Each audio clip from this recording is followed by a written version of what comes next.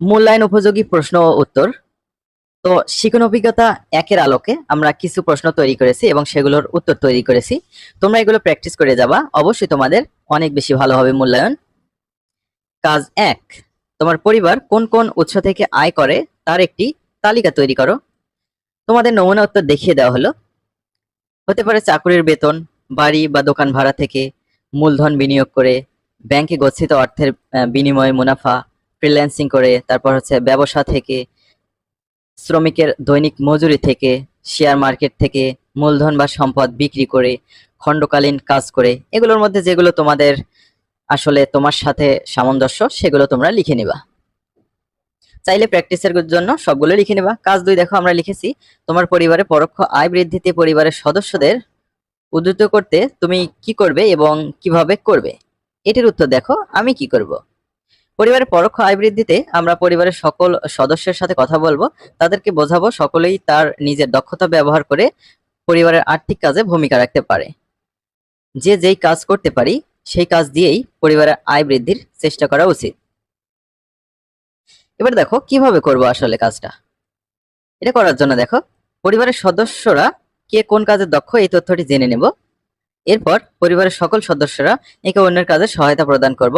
বিভিন্ন রকম বুদ্ধি পরামর্শ দেব যাতে করে সে তার কাজে সফল হতে পারে।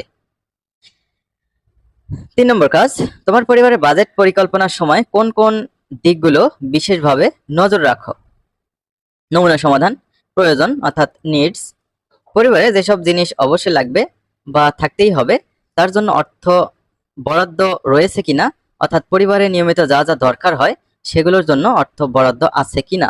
এবার হচ্ছে চাওয়া বা ওয়ান্টস, যেসব জিনিস পছন্দ কিন্তু দৈনন্দিন জীবনযাপনে সেগুলো না হলেও চলে, সেসব খাতে আপাতত ব্যয় না করে অর্থ সঞ্চয় করে রাখা হয়েছে কিনা।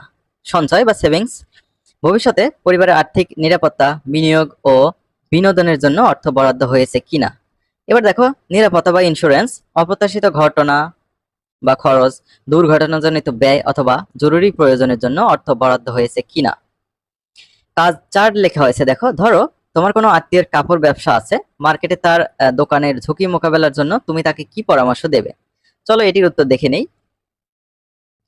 কাপড়ের দোকানে যেন একই ধরনের কাপড় নিয়ে ব্যবসায় না করে, অর্থাৎ বিভিন্ন ধরনের কাপড় রাখা, যেমন শাড়ি ব্যবসা করলে তার পাশাপাশি 3 পিস, বোরকা ইত্যাদি রাখা যায়, যার ফলে একটি পণ্যের বাজার পতন হলে অন্য পণ্য দ্বারা যেন বাজার ধরা যায়। তারপর লেখা হয়েছে দোকানে যেন অবশ্যই অগ্নি নির্বাপন সরঞ্জাম থাকে, কারণ আগুন লাগলে যেন দ্রুত ব্যবস্থা নেওয়া যায়। কাপড়ের দোকানের প্রসার বৃদ্ধির জন্য বিজ্ঞাপন দেওয়া খুবই জরুরি। তারপর লেখা হয়েছে তার দোকানের জন্য সে একটি বীমা রাখতে পারে, বীমা করার ফলে তার দোকানে কোনো ক্ষয়ক্ষতি হলে বীমা কোম্পানি পূরণ করে দেবে। কাপড়ের দাম ও মানের দিকে অবশ্যই খেয়াল রাখতে হবে, তার দোকানের কাপড়ের গুণগত মান যেন প্রতিযোগী দোকানের থেকে বেশি থাকে এবং দাম যেন প্রতিযোগী পণ্যের দামের থেকে বেশি না হয়। এবার আমরা সর্বশেষ যে কাজটা সাজিয়ে নিয়েছি, একটা প্রজেক্ট ওয়ার্ক। বিনিয়োগকারীদের ঝুঁকি গ্রহণ সক্ষমতা যেসব বিষয়ের উপর নির্ভর করে তা দলীয়ভাবে প্রজেক্ট আকারে উপস্থাপন করো। নমুনা প্রজেক্ট, প্রথমে আমরা লিখেছি সম্পদ বৃদ্ধির আকাঙ্ক্ষা, তারপর হচ্ছে সম্পদের উপর নির্ভরশীলতা, বিনিয়োগকারীর বয়স, বিনিয়োগের মেয়াদ।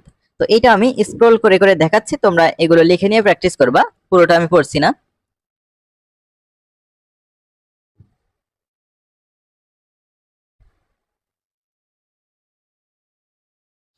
তো শিক্ষার্থীরা আজকের ভিডিও এই পর্যন্ত ছিল। পরবর্তী ভিডিওতে আমরা শিখন অভিজ্ঞতা 2 থেকে সাজেশন তৈরি করব এবং উত্তর তৈরি করব।